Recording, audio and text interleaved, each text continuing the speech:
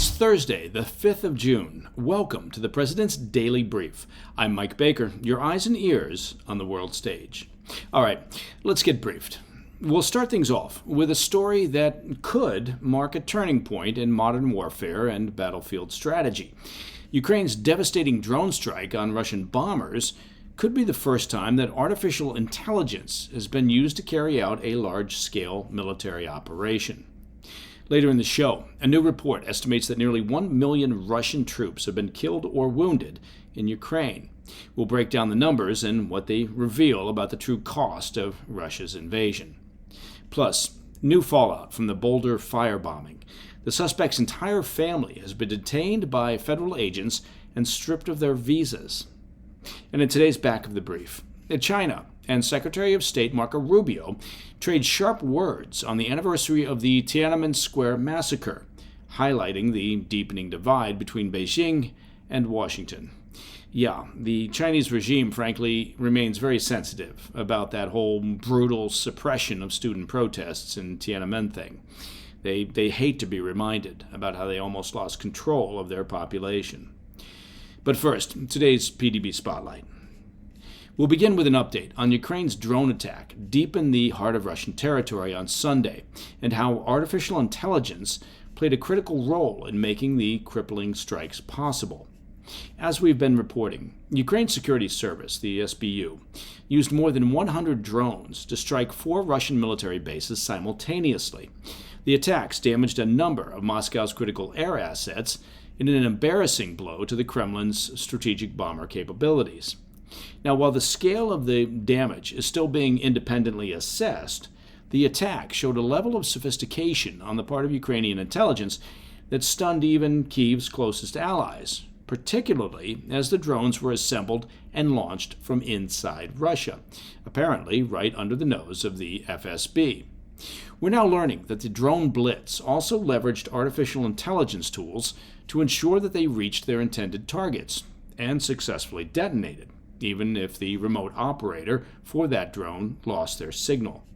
In a statement on Wednesday, officials with Ukraine's SBU said, quote, "During the operation, modern UAV control technology was used, which combines autonomous artificial intelligence algorithms and manual operator intervention," end quote.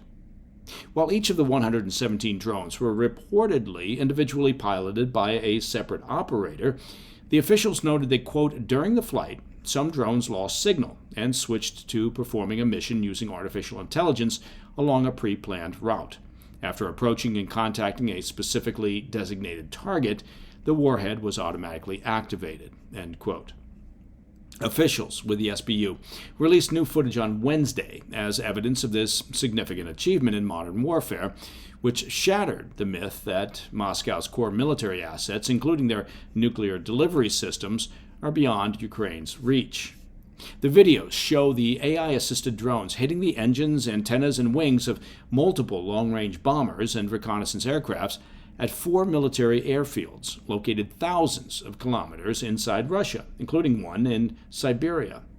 The targeted bases are home to Russia's strategic long-range bomber fleet, which are frequently used to bombard Ukrainian cities and target critical infrastructure with ballistic and cruise missiles.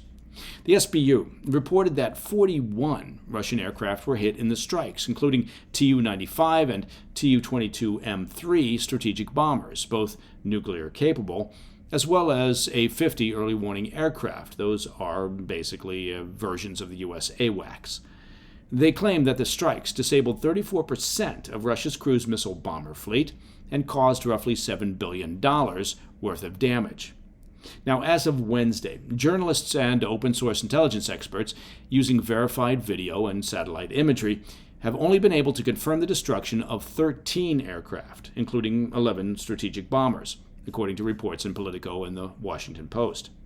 As we previously noted, the operation reportedly took 18 months of intensive planning and involved assembling drones from inside Russian territory, supposedly from a site located directly next to an FSB regional headquarters.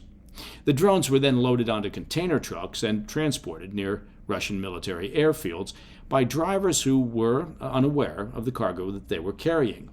Each container had a retractable false top that opened remotely. Once in place, The drones, armed with precision munitions, were simultaneously unleashed on their targets. Unsurprisingly, the Russian Defense Ministry has downplayed the significance of the attacks, claiming only 2 of the 4 airfields targeted by Ukraine were successfully hit.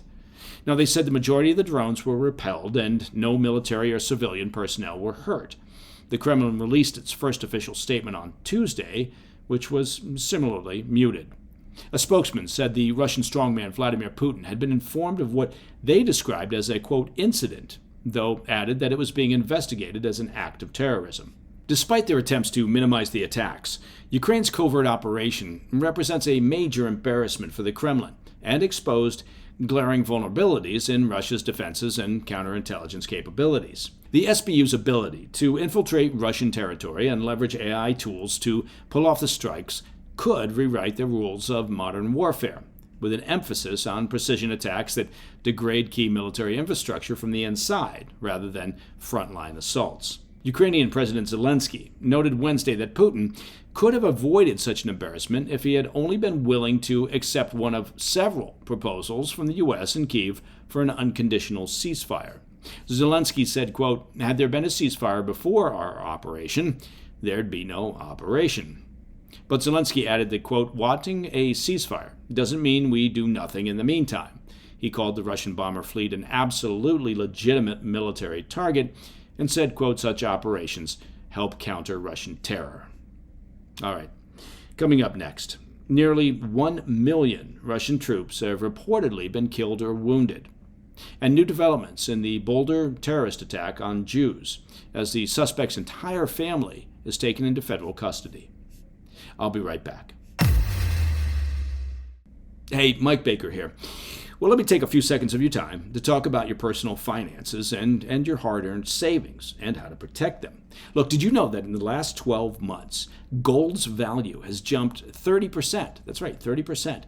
And central banks, well, they're buying gold in record amounts. Look, with the usual ups and downs in the stock market and the general uncertainty over the global economy and trade wars and, of course, those pesky BRICS nations pushing hard to replace the U.S. dollar as the global reserve currency, it's no wonder that thousands of Americans are turning to Birch Gold Group because, look, in times of uncertainty, gold can offer peace of mind.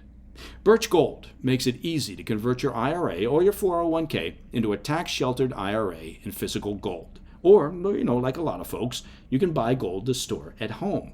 Just text PDB to the number 989-898, and Birch Gold will send you a free information kit on gold. There's no obligation. It's just useful information. With an A+ rating from the Better Business Bureau and tens of thousands of happy customers, take control of protecting your savings today. Text PDB to the number 989-898. Welcome back to the PDB. Russia's war on Ukraine is grinding toward a staggering toll, with military casualties expected to top 1 million this summer, according to a new report from the Center for Strategic and International Studies, or CSIS. The report from one of the world's leading think tanks states that roughly 250,000 Russian troops have been killed since the launch of Putin's full-scale invasion in February of 2022. When factoring in the wounded, total Russian losses are expected to hit 7 figures in the coming months. Ukraine, too, has paid dearly. CSIS estimates 400,000 casualties on the Ukrainian side, including up to 100,000 troops killed in action. Now, CSIS calls the scale of carnage, quote, a stunning and grisly milestone, and notes that Russia has now suffered 5 times as many combat deaths as in all post-World War II conflicts combined. That sobering tally lines up with Western intelligence estimates, suggesting that Moscow loses about 1,000 troops a day killed or wounded. While Putin once tried to frame his so-called special military operation as a defensive necessity, blaming NATO expansion and falsely asserting that Ukraine was never truly sovereign, his opening blitz on Kyiv ended in failure. After Ukrainian forces repelled Russia's armored columns in early 2022, the war devolved into a grinding World War I-style trench conflict. Since then, Moscow has leaned heavily on mass infantry assaults, with analysts describing the approach as, quote, meat grinder warfare, throwing wave after wave of men at fortified Ukrainian positions in pursuit of incremental gains. The results, according to CSIS, have been meager at best. Since January of 2024, Russia has seized just 1,930 square miles of new territory. That's roughly 1% of Ukraine at a pace of just 165 feet per day. To put that in perspective, it's slower than the famously slow pace of Allied advances during the Battle of the Somme in 1916, which saw daily gains of roughly 260 feet. The bloodletting continues to escalate overhead. Overnight into Wednesday, Russia launched 95 Iranian-designed drones across Ukraine in one of the deadliest barrages this month, killing at least 10 civilians. Whereas Kyiv over the weekend, as we discussed on Monday's PDB, launched a drone swarm dubbed Operation Spiderweb, smuggling over 100 drones into Russian territory via truck and targeting air bases in a bold move that crippled part of Russia's long-range bomber fleet. Despite the increasingly destructive tit-for-tat, the Kremlin, well, they seem to be betting that they can simply outlast Ukraine. With a larger population and greater industrial output, Putin and some U.S. lawmakers argue that time is on Russia's side. Others aren't so sure. Former British MI6 chief Richard Dearlove told NBC News that war has become, quote, a disaster for Moscow. He warned, quote, from sometime this summer, its capability is all downhill. Less armor, less ammunition, less resources, less motivation, end quote. Now, mind you, those predictions have been made before, and Putin has shown a willingness over 3 years to continue his grinding effort. Dearlove added that the Russian offensive will continue, driven by what he called Putin's inability to have a reverse gear on policy. Meanwhile, the diplomatic front continues to look bleak. 2 rounds of U.S.-brokered peace talks in Istanbul have stalled. Russia is demanding Ukraine's unconditional surrender and future neutrality, and those are terms that Kyiv considers a capitulation in disguise. Turning stateside, the fallout from the pro-Israel rally firebombing in Colorado is widening as federal authorities have now taken the terror suspect's entire family into custody and revoked their visas. Federal officials have confirmed that the wife and 5 children of Mohammed Sabri Soliman, the Egyptian national accused of carrying out the terror attack, now face deportation. Senior officials within the Department of Homeland Security, DHS, and also ICE say the family is being processed for expedited removal. A senior State Department official emphasized the move was in line with national security policy, telling Fox News, quote, the secretary did exactly what he said he would, support the administration's objective of getting terrorists and their family members out of America. As the federal probe deepens, new details are surfacing about Soliman's path to the U.S. He first entered the U.S. in August of 2022 on a temporary visa through Los Angeles International Airport. Though authorized to remain until February of 2023, well, he never left. Instead, he filed an asylum application that September and secured work authorization through March of 2025. But prosecutors allege that Soliman wasn't looking to build a life, but instead was plotting a massacre. As we've been tracking this week on the PDB, he allegedly spent over a year preparing Sunday's attack in Boulder, where he hurled a Molotov cocktail and unleashed a makeshift flamethrower crafted from a weed sprayer on a crowd of peaceful pro-Israel demonstrators. Eyewitnesses say he shouted, quote, Free Palestine as flames engulfed the rally. 12 people were injured in the terror attack, with no deaths reported. When taken into custody, Soliman stated his intentions were to, quote, kill all Zionist people. The list of charges against him is extensive, with 16 counts of attempted first-degree murder, 2 counts of using an incendiary device, and 16 additional counts of attempted use of such a weapon. Prosecutors say that if convicted on all counts and sentenced consecutively, he could face a maximum of 624 years in prison.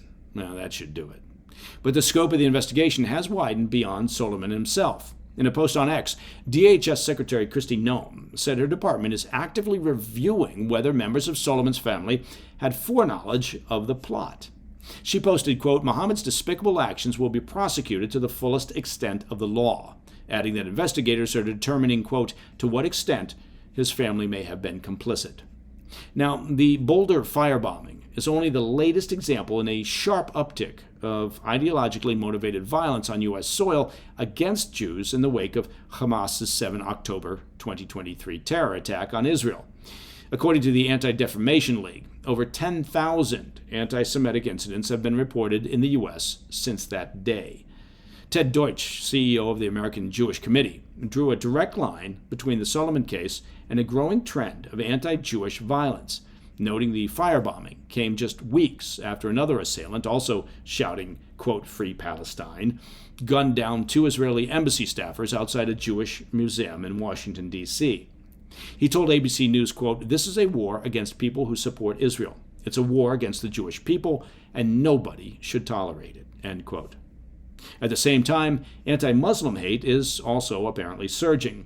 The Council on American-Islamic Relations says it has fielded more than 8,600 complaints so far since 2024. And that would be the highest number that they've ever recorded. As federal agents work to unravel the extent of Solomon's network and motivations, officials say they're bracing for the possibility of more attacks driven by imported ideologies. All right, coming up next in the back of the brief. 36 years after Tiananmen Square, Beijing, well, they're still trying to erase it. And Senator Marco Rubio, well, he's not letting them. More on that when we come back. Hey, Mike Baker here. Well, ladies and gentlemen, I am very pleased to report to you that it is officially grilling season. That's right. So get out there and fire up that grill if you haven't already. Now, look, if your grill could talk, that would be pretty weird. But if it could talk, your grill would probably say something like, "Hey, how about some better beef? How about you stop throwing that supermarket mystery meat on me and get some better beef?" That's what I think your grill would say. And that's why I get my beef from Tri-Tails Beef. Look, Tri-Tails is a legitimate 5th-generation family-run ranch in Texas. Think about that. It's not some big box meat factory. They deliver pasture-raised, grain-finished black Angus beef right to your front door. That's their business. And right now, in honor of Memorial Day, they're knocking $20 off their ribeye and New York strip specials. And when you head over to trybeef.com/PDB, they'll also toss in 2 free flat iron steaks. There's no strings, there's no middlemen, just delicious cuts of beef delivered right to your door. So, stock up the freezer and treat your grill and your taste buds with a little respect. That's trybeef.com/PDB. In today's back of the brief, it's been 36 years since the Chinese Communist Party, the CCP, sent tanks and troops into Tiananmen Square to crush a student-led protest movement demanding political reform. Now, to this day, Beijing continues to deny or distort and censor the events of June 4th, 1989. As a side note, I was in Southeast Asia when Tiananmen happened, and the Chinese regime's crackdown was nothing short of brutal. At the same time, the regime's fear of losing control of the population was palpable in the region. It was the closest that they had come since their revolution to losing power. On Tuesday night, U.S. Senator Marco Rubio issued a statement marking the anniversary, saying the world will never forget, and condemning the CCP for actively working to bury the truth. He went on to say, "The courage of those who stood in Tiananmen Square reminds us that freedom, democracy, and self-rule are not just American principles. They are human principles the CCP cannot erase," end quote. Now, Beijing wasted no time firing back, as you might imagine. China's foreign ministry accused Rubio of maliciously distorting the facts and interfering in China's internal affairs. How dare you disrupt our efforts to erase, a brutal crackdown? How dare you? Officials say they lodged a formal diplomatic complaint with the U.S. Ooh, look at that. The Chinese government's official line remains unchanged, basically silence and suppression. In the lead-up to the anniversary each year, Beijing locks down access to Tiananmen Square, detains potential dissidents, and scrubs the internet of any mention of what happened there. Yeah, that sounds about right. This year was no different. Photos from Wednesday show security forces stationed across the square, while the public was kept at a distance. The actual death toll from the 1989 brutal crackdown remains unknown. Hundreds, perhaps more than 1,000, were killed as tanks opened fire on unarmed demonstrators. The iconic image of a lone protester standing in front of a column of tanks remains one of the most enduring photos of the 20th century. But in China, well, it's almost impossible to find. And that's the point. The CCP wants the world to forget. And that's not something that should be allowed to ever happen. And that, my friends, is the President's Daily Brief for Thursday, the 5th of June. Now, if you have any questions or comments, please reach out to me at pdb@thefirsttv.com. And to listen to the show ad-free, you know you can do that. And you also know it's very simple. Just become a premium member of the President's Daily Brief by visiting pdbpremium.com. I'm Mike Baker, and I'll be back later today with the PDB Afternoon Bulletin. Until then, stay informed, stay safe, stay cool. Hey, thanks for tuning in. If you enjoyed this video, don't forget to hit that like button and leave a comment, a really positive, nice, and kind comment. That would be appreciated. And if you're not already subscribed to our channel, make sure to subscribe and turn on notifications so you don't miss any of our daily updates.